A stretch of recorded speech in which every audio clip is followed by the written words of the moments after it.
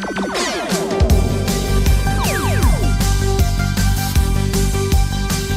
everyone, this is the Movie Maniac, and today we are talking about Godzilla, King of the Monsters, which is the sequel to the 2014 film Godzilla. The movie follows an agency called Monarch, which tracks and studies Godzilla and all of his friends and foes, and throughout all of this, there is a central family that comes on board. They get split apart, they try to come back together, and that's all happening during the chaos and destruction. It's directed by Michael Dougherty, who did a movie called Trick or Treat, which is now my girlfriend and I's go-to Halloween movie. And he went on to also direct another holiday flick called Krampus.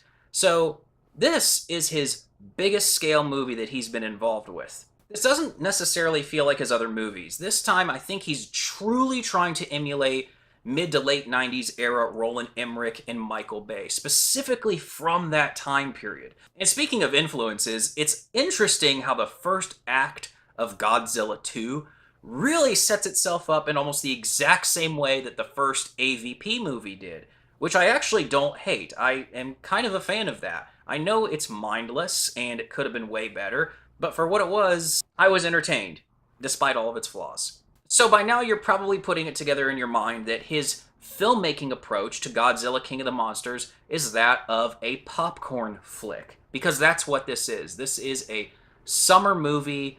It's not trying to hide it, and in fact, I think it's actually making an effort to embrace it and almost remind us of those kind of popcorn films. Kyle Chandler is the father of this family unit, and I really like him because he doesn't remind me of your typical Hollywood actor. I first noticed him in the film Super 8, and I became a big fan of his ever since. And I don't think he's trying to be a throwback, he just naturally is. And when you put him in a movie, it's just this extra little ingredient that you wouldn't have had otherwise. Millie Bobby Brown, there's two things I want to say about her here. One, I believe this was a smart financial/career move on her part. She needs to be in a big tentpole flick, which is going to get the attention of the average audience member and probably do pretty good at the box office. So that gets a big thumbs up. The second thing I want to say is that I don't believe the script gave her much range. So if she was trying to flex her acting capabilities,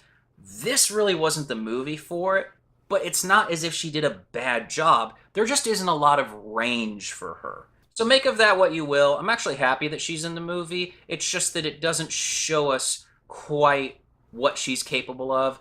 But in an instance like this, and again, the kind of movie we're talking about, I think that that's okay. So if you felt that there wasn't enough of the title character in the 2014 movie, you're going to be very happy because there is a ton of him this time around. We see all sorts of monsters. We get a lot of emphasis on Mothra. We get a lot of emphasis on many other of these god-sized creatures that are roaming the earth and tearing it apart. This is apocalyptic. I mean, the scale of this movie is massive. So you are here for monster fights, period. If you're here for great characters, a well-oiled script that resembles that of Jaws or Alien, you've come to the wrong movie. As a matter of fact, they should put a warning at the bottom of the poster before you enter the theater. 3 requirements.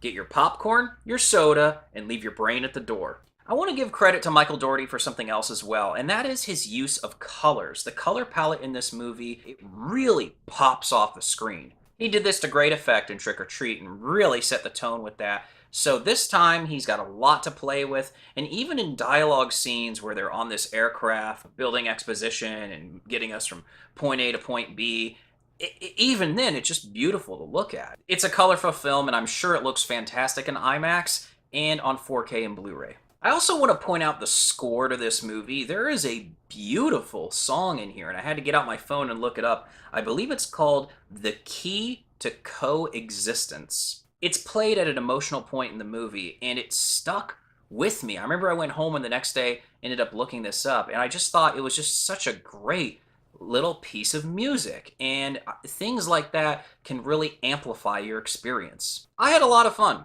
To me, this is the definition of a popcorn flick.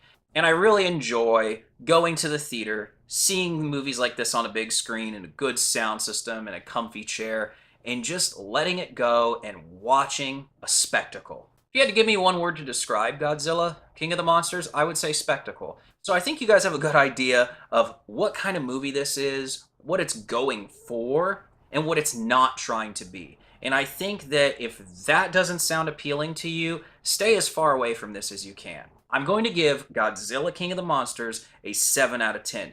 This is good for what it is. It's a big budget B-movie popcorn flick, and I am on board. What did you all think of Godzilla? I know that the audience is pretty split over this movie. A lot of people are disappointed, and look, I just want to speak directly to you for a moment. If you were let down by this film, I have had many experiences in my time where I am extremely pumped for a movie or something that I've been following for years, and it has been a massive letdown, and it is so unbelievably disappointing.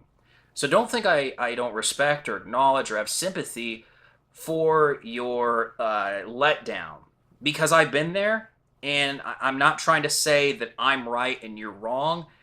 Different strokes for different folks. I personally like what this was going for, the old school Roland Emmerich, the 90s Michael Bay. That really appealed to me because I'm not even sure how much I like modern Michael Bay or modern Roland Emmerich. So I kind of want that to be brought back to the movie-going experience. And it's okay if we split on that. Just know that I feel you, and even though we don't agree on this one, believe me, I know where you're coming from. As always, make sure to like, comment, and subscribe so you can stay inside the mind of a movie maniac.